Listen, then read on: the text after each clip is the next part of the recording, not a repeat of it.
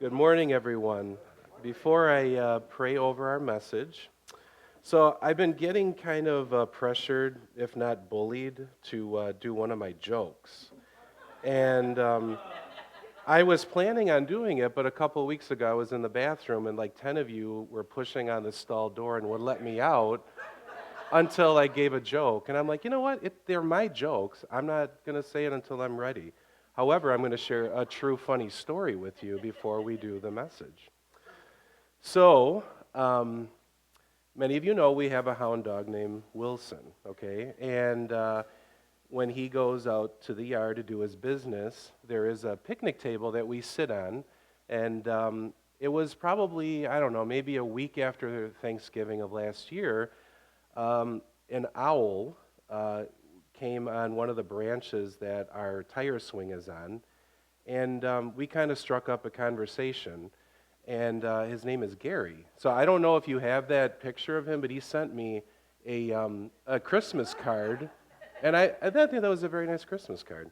So anyways, we were talking, and he just said to me, he goes, I'm having a hard time getting gifts for my family, and that's when all those supply chain issues were happening right before the holidays. He said, there's just not the normal amount of like mice and dead animals that I can give as gifts. And I said, no, I understand. I said, my wife and I have been trying to find things for kids, and it's just been hard. And he goes, well, I got a question to ask you. And he goes, you're a human. And I'm like, well, the last time I checked, yes, that is true. And and he said, you guys use currency when you buy your gifts. And I'm like, well, yeah. And he goes, I just have this burning question, because he goes, I live in a tree. And he says, they always say that money doesn't grow on trees. And I'm like, well, that is true. And then he said, well, then why do banks have branches? And all of a sudden, Wilson was barking, and I was going to answer him, and Gary was gone. And I just couldn't believe it. And I'm like, that is a great question. I'm going to have to try to figure out why that is. Why do banks have branches? All right. That story is going to come up later on.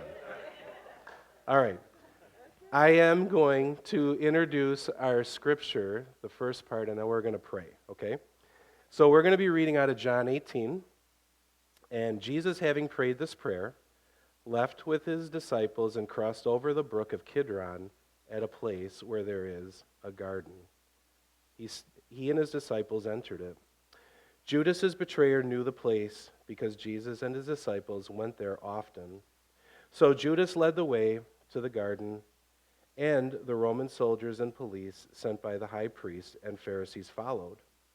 They arrived there with lanterns and torches and swords. Jesus, knowing by now everything that was imploding on him, went out and met them. He said, "Who are you after?" They answered, "Jesus of Nazareth." He said, "That's me." And the soldiers recoiled, totally taken aback. Judas, his betrayer, stood out like a sore thumb. Jesus asked him again, "Who are you after?" They answered, "Jesus, the Nazarene." "I told you," said Jesus, "that's me. I'm the one, so it's me you're after. Let these others go." This validated the words in his prayer, "I didn't lose one of those you gave." Then Simon Peter, who was carrying a sword, pulled it from its sheath and struck the chief priest's servant, cutting off his right ear. Malchus was the servant's name. And Jesus said, excuse me, Jesus ordered Peter, "Put your sword down. Do you think for a minute I'm going to not drink the cup the Father has given me?" Father, I want to just lift this morning up to you. I am praying that your Holy Spirit fills every centimeter of this building. Lord, I pray that I would be invisible and that your words would speak truth, conviction, and redemption, Lord, during this season that we're in. Please, Father, I lay it all before you in your name. Amen. So we're seeing the conglomeration of when I had talked with you guys the last time in the upper room discourse. It was a time where Jesus had revealed to the disciples that he was going to be leaving in a physical manner. Of course, this didn't settle well with them. They had been with him for 3 years. He had been their spiritual mentor and leader. He was their full identity during that time. And now Jesus is literally, physically going to be removed from the scene. This is something that is going to shake them to the core. I remember the last message I said it's time for them to put their big boy pants on, and they are going to have to put them on fast. You're going to see two kingdoms at conflict. The kingdom where it magnifies the glory of Jesus, and you're going to see another kingdom that is a filthy, corrupt, worldly system that the high priests have established for themselves. You're going to see a drama unfold like a movie script where John has this narrative, if it goes back to Jesus or Peter's denial, and then it also goes to the trial of Jesus and how that all unfolds. So I want to start in verse 12. This is the main part of the passage we're going to be talking about. And I want to just say this to you. So our world right now is in a stage of war. I don't know how more it's going to spread. Many of them are saying that it could be the beginning of another world war. I have no idea, and time will tell. We also live in a very divided world, a divided nation. But there is one thing that both sides agree on. When you are in a state of war, the very first casualty of war is truth. And both sides totally agree on that. So I want to just start in verse 12. Then the Roman soldiers under their command, joined by the Jewish police, seized Jesus and tied him up. They took him first to Annas, father-in-law of Caiaphas. Caiaphas was the chief priest that year. It was Caiaphas who advised the Jews that it was to their advantage that one man die for the people. I want you to remember that because that is going to be very important. Simon Peter and another disciple followed Jesus. The other disciple was known to the chief priests, and so he went in with Jesus to the chief priest's courtyard. Peter had to stay outside. Then the other disciples went out and spoke to the doorkeeper and got Peter in. The young woman who was the doorkeeper said to Peter, "Aren't you one of the man's disciples?" He said, "No, I'm not." The servant and police had made a fire because the cold and were huddled there warming themselves. Peter stood with him trying to get warm. Now, there is some background here that you have to understand. So when we talk about Annas and Caiaphas, these are chief priests. When you become a chief priest during that time, it's kind of like becoming the president today. Once you hold that office, like let's say you don't hold that office anymore and they're interviewing you 10 years after you were an elected official, they always address you as President so-and-so. Do you understand? So once you hold the chief priest position, you hold that for life. One of the things that's really interesting is Annas and Caiaphas was part of a family dynasty of chief priests. The Romans, you almost have to look at it like a sandwich, okay?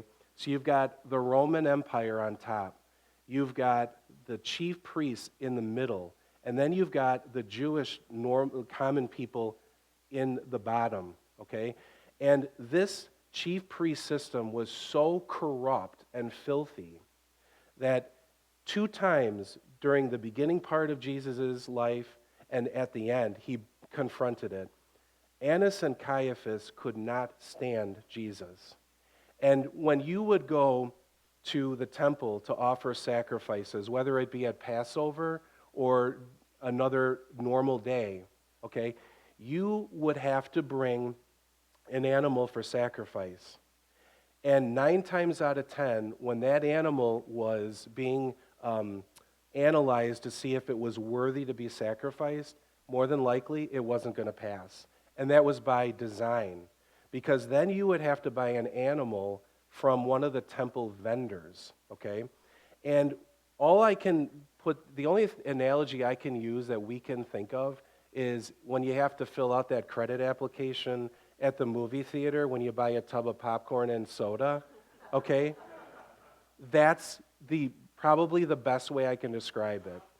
They would, not only would they gouge you on the price of buying an animal, but there would be people from all over the Mediterranean region that would come to offer a sacrifice. You had to pay the temple tax. You had to buy the animal that was already ridiculously priced in Jewish money.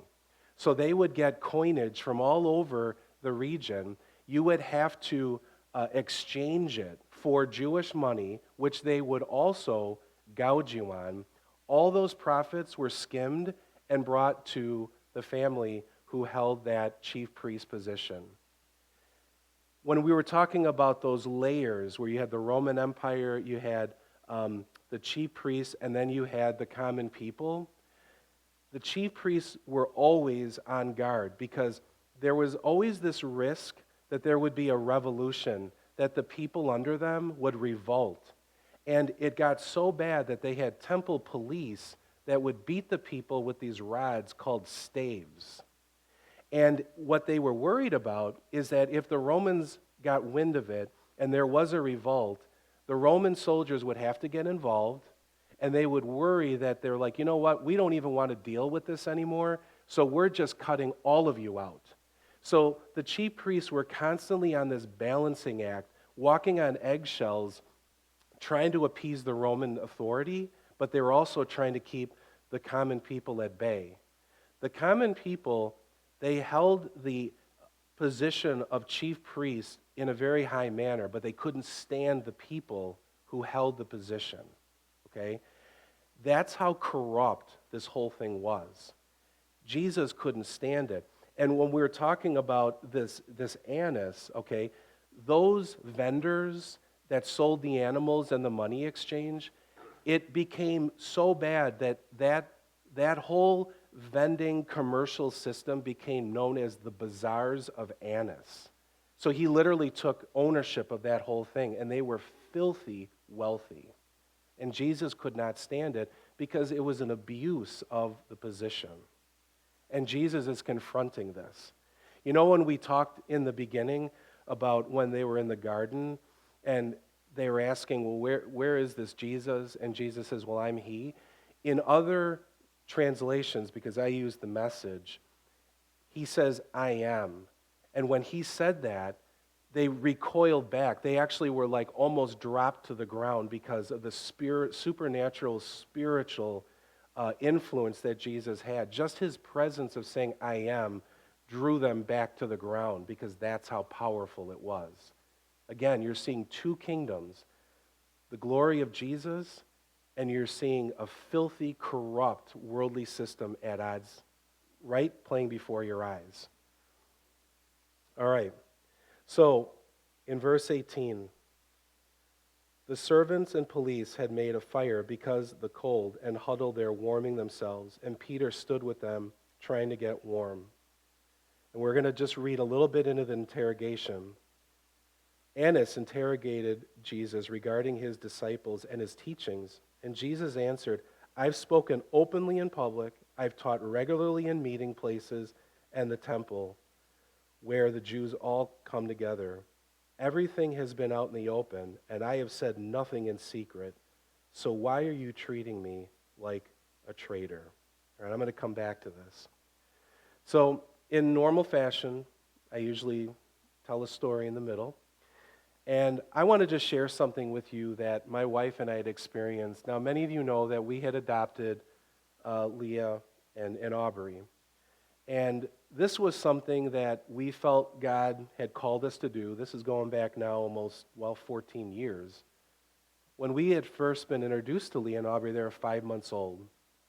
And the people who were part of the Health and Human Services and our caseworker had always told us that the goal was always reunification with the biological parents, okay?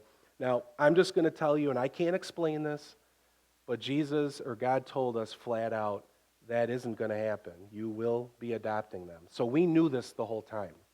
But everything that we were dealing with the system and lawyers and all the craziness, they just kept pushing that narrative. Well, they're going to be reunified with the biological parents. And we knew that wasn't the case. There was a moment during that journey that just kind of solidified everything that we had been going through. And it was towards the end of that 3-year process. Now, it usually takes about a year to adopt people in the foster care system. This took 3 years, okay, triple the amount. And it was largely because the biological parents were using the kids as pawns against each other. They weren't married, they couldn't stand each other, and it was just this battle royale, this ping pong game back and forth. What I learned was that the system didn't care about the kids. The system cared about trying to basically milk a system for money, and it was all about the parents and lawyers and everyone who's getting paid. That's really what it was. There's a whole industry that is related to adoption that I don't think a lot of people even realize. There's people who drive for visitation, and everyone's just in it for themselves. Okay, I'm just going to be very frank with you. So there was one day where it was towards the end, we had a meeting at a conference room in one of the government buildings here in the county, and we were sitting with our case manager and the case manager's, her manager, and the biological mom was sitting right here by me, and we were waiting for the family's lawyer to come in. Of course, he comes 20 minutes late, which is on purpose, just for some intimidation factor, which I couldn't have cared less about. And he walks in, and he's got this red tie, and he's got this expensive suit and leather briefcase. And all I can remember is he had this metal pin, okay, that was the justice scales. You know when you see the Lady Justice and she's holding the scales blindfolded? Well, he had the scales on there, and it was this big, like, pewter pin, which I don't know if that was supposed to impress us or not, but it didn't. And everyone's fighting with each other, okay?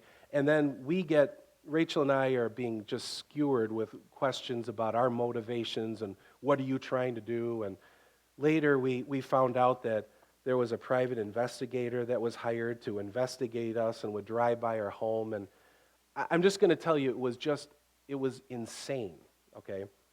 And I will tell you that there is no way Rachel and I could have survived that if we had not drawn on the power of Jesus.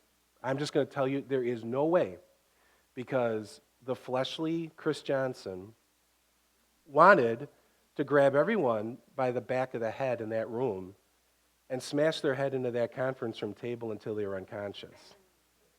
That's what I fleshly wanted to do, but God is like, hey, Chris and Rachel, I got this. Okay, I got it. Just stay calm. You see everything kind of falling apart, but there is a battle, a spiritual battle going on that you don't even know about. Just stay calm. It's going to be okay. And I'm going to stop there, and I'm going to tell you how this ends, because it's pretty interesting. All right. So we're going to go back to verses 19 through 21. So, question those who have been listening to me. They know well what I have said. My teachings have all been above board. And when he said this, one of the policemen standing there slapped Jesus across the face, saying, "How dare you speak to the chief priest like that?" Now, there's something else that's really interesting with this background, okay? So, you've got this chief priest system, this rotating dynasty all the time, kind of rotating. Annas will have the chief priest, then Caiaphas, then one of their other people will be involved, and then they've got people hired underneath them to cover up all their corruption, okay? There were 6 aspects of Jesus' trial. There were 3 civil, and there were 3 religious, okay? And they keep going back like a ping pong ball because they don't know how to deal with Jesus, because he's not satisfying them with his reactions. He knows exactly what's going on. They wind up having a mock trial with Jesus at night, which was completely illegal, okay? Then, at daybreak, they have what they would consider a legitimate trial that gave it legality, so the people knew, okay, well, now he's kind of having a regular trial. But they had already made up their mind. Jesus had already been charged, sentenced, and was going to be punished. They knew exactly what it is that they wanted to have happen. And you remember I was telling you where one of the chief priests was saying that let's have one person die for the people. That has everything to do with them preserving the system. Because if they have just one person to kind of satisfy everyone, then everything goes back to normal again. It's almost kind of a prophetic way to look at it, that Jesus was that ultimate sacrifice for everybody. Even though they had no idea what they were doing, they had no idea what Jesus represented, his kingdom. All they were interested in was maintaining the order that they had established for themselves. All they wanted was just for themselves. Another thing that's interesting is there is an ancient Jewish law, and Jesus is alluding to this. Like, you don't have any evidence. I didn't do anything in secret. And they had a law back then where you can't make someone confess. You can't incriminate yourself. That's what they were trying to do. And a lot of people don't know that our Fifth Amendment, what we have today that allows us to not incriminate ourselves, the foundation of that law was based on that ancient Jewish law. You can't incriminate yourself. You can't force someone to do it. There has to be evidence. So Jesus is in the midst of this. He's trying to, first of all, to protect the disciples, okay? But he knows what's coming. He knows that he has to go through this in order to pay the ultimate price, which is why the Father sent him. So in verse 23, Jesus replied, "If I've said something wrong, prove it, but I've spoken the plain truth. Why this slapping around?" Then Annas sent him, still tied up, to the chief priest, Caiaphas. Meanwhile, Simon Peter was back at the fire, still trying to get warm. The others said to him, "Aren't you one of his disciples?" And he denied it. "Not me." One of the chief priest's servants, a relative of the man whose ear Peter had cut off, said, "Didn't I see you in the garden with him?" And again, Peter denied it. Just then, a rooster crowed. This is a situation where you've got the disciples who have been with Jesus for those 3 years, okay? They experienced the supernatural power that Jesus had. I mean, he's fully God, fully man, Savior of the world, King of kings and Lord of lords, okay? Even the chief priests, they had full records of everything that Jesus has done, the things that he said, the things that inspired people, all of the miracles. Even in the garden, here he creates a brand new ear for Malchus, okay? And on top of that, when he represents who he is, they're like, "Well, who are you?" And I am. I mean, they fall to the ground because they can't even contain the awesome power that Jesus represents, supernatural power. It doesn't matter because what they want is to protect the system that has made them wealthy, lavished them with luxuries, given them influence and power. That is all they're worried about. And they want him gone. All right, so that story I was telling you. So after that meeting with all the people, the lawyers and the people with Health and Human Services, I remember leaving that meeting, and I think by that time, it was towards the end of our 3-year journey. Rachel and I we were exhausted. I mean, it was just, the girls would come home from these visits, and they were just complete basket cases. It would take us 3 days to calm them down, and it got to the point where we had told them, we're like, "We're not doing it anymore. We're not doing these visits. You can do whatever you want." And we even found out that the lady who would transport the kids back and forth, who was being paid, was lying about us. We had no idea, and she even confronted Rachel during the last court hearing, saying, "They're going to say things about you that aren't true." And I just felt really convicted because I was the one who told them that. I told them that stuff. It was just incredible. And I remember leaving that meeting, and I just said, "Rachel, I don't know what to do with this. Like, we've invested so much. How can we let go at this point? Well, of course, the adoption went through. Our caseworker actually resigned because she couldn't take the pressure of that case.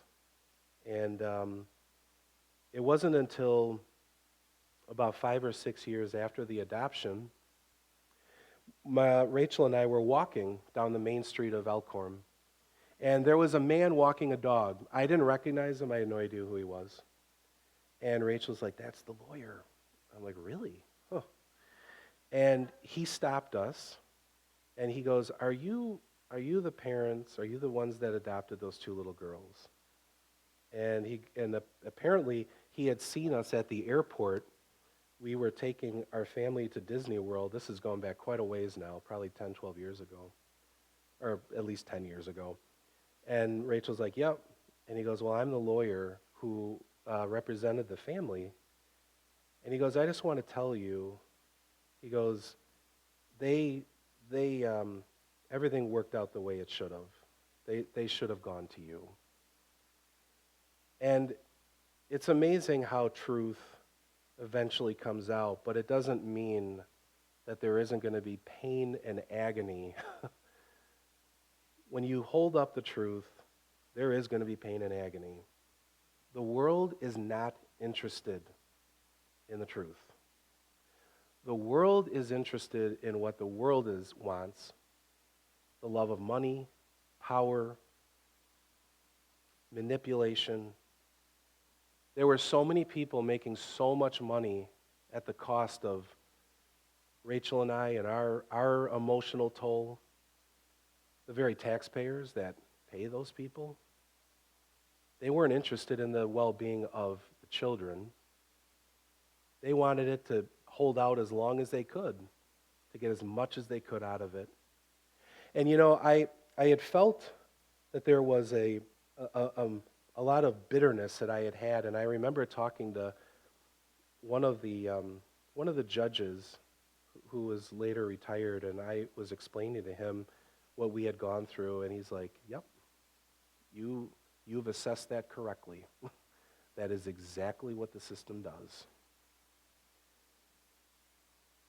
I'm just going to tell you that as I get older, and I know I'm not old, but I just turned 50, I am realizing how much I have to lean on Jesus just to get through a day. Rachel and I were talking a few nights ago, and I just said, "Rachel," I said, "I am leaning so hard on him that if he were to even just move or sneeze, I think I would fall over." Yes, there are a lot of things that are happening in this passage, okay? And a lot of it is negative, but I think about Peter, okay? He goes from a sword-wielding hero in his mind to a coward moments later. However, Jesus had great plans for him, because his name in Greek is Petros, also known as Petra, which means the rock. The rock that the very church that we are a part of was born. See, when Peter does things on his own merit, his own strength, he winds up cutting off an ear.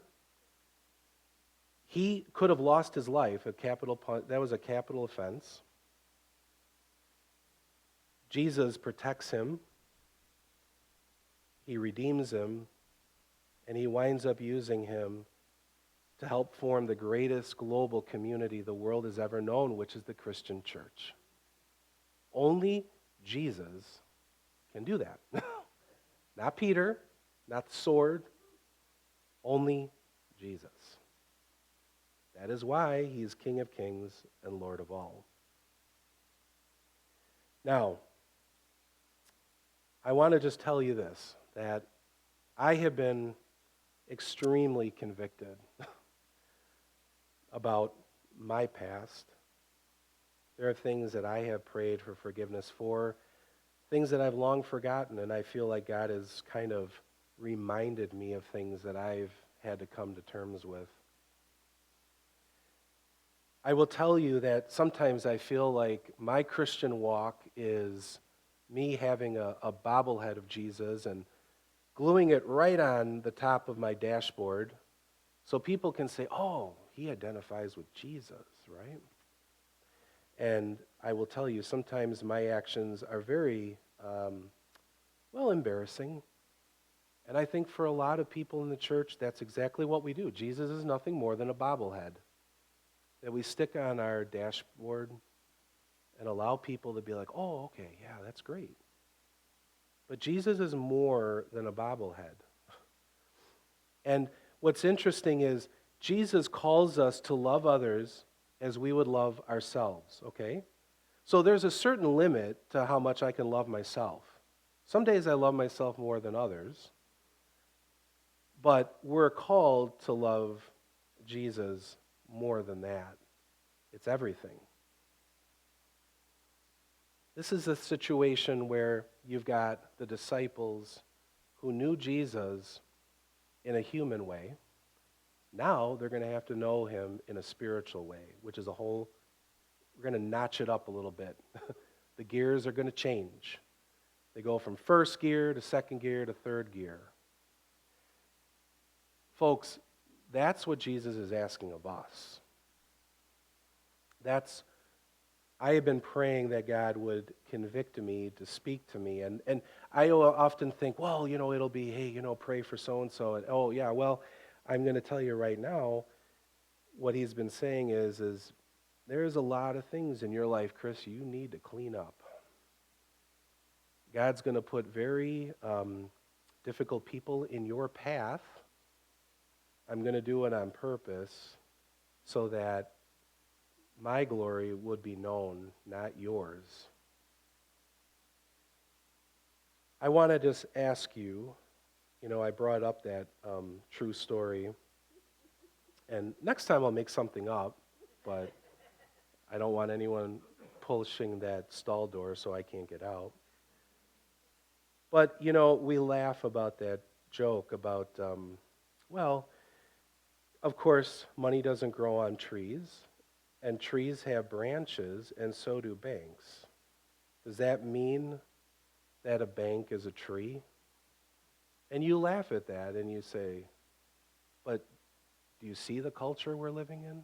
Do you understand how truth, what the world deems as truth and what God deems as truth, can be disorientated? It can happen very quickly. It happens in the church. It happens in our culture. It is a very serious time that we live in. I don't know when Jesus is coming back. What I do know is we are entering a time which is known as the beginning of sorrows. That is what I know. That could be months, years, could be decades. I don't know. But I will tell you that there is a world out there that is literally starving, thirsting to death for truth.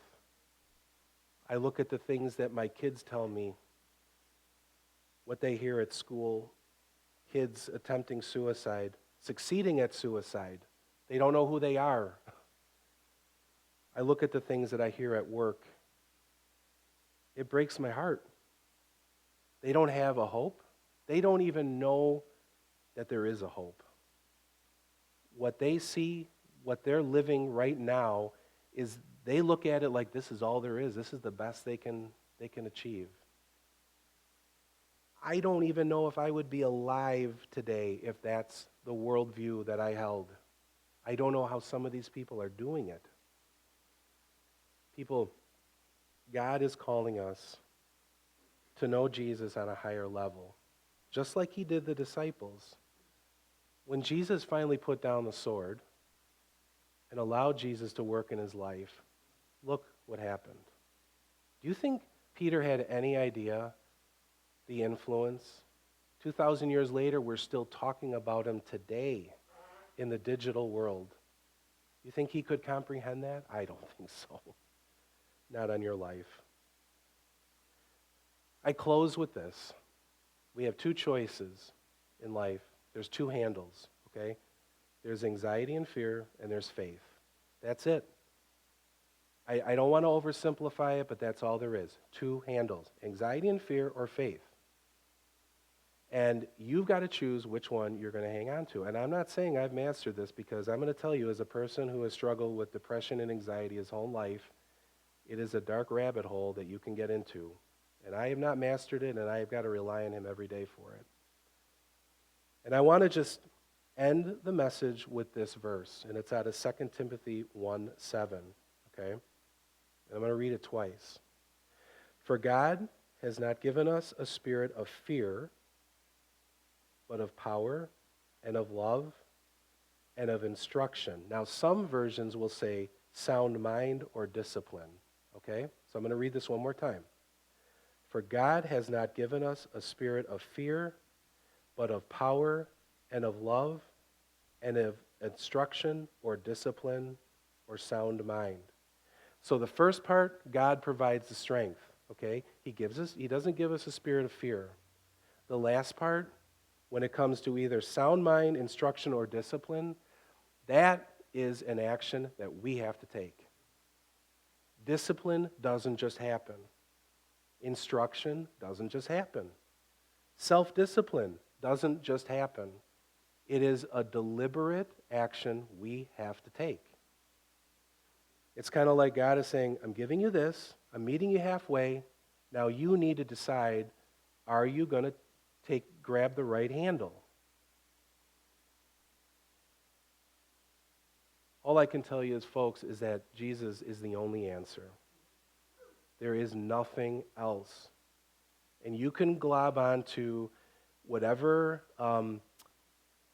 group or organization or social justice cause or whatever you want. It doesn't matter. And there are so many believers I know who are like, well, I don't go to such and such a church because they could never, I could never, do the organization or whatever cause I want. And my answer to you is this: why don't you get behind the cause of the gospel? And then all the other causes you want to get involved with probably aren't going to cease to exist.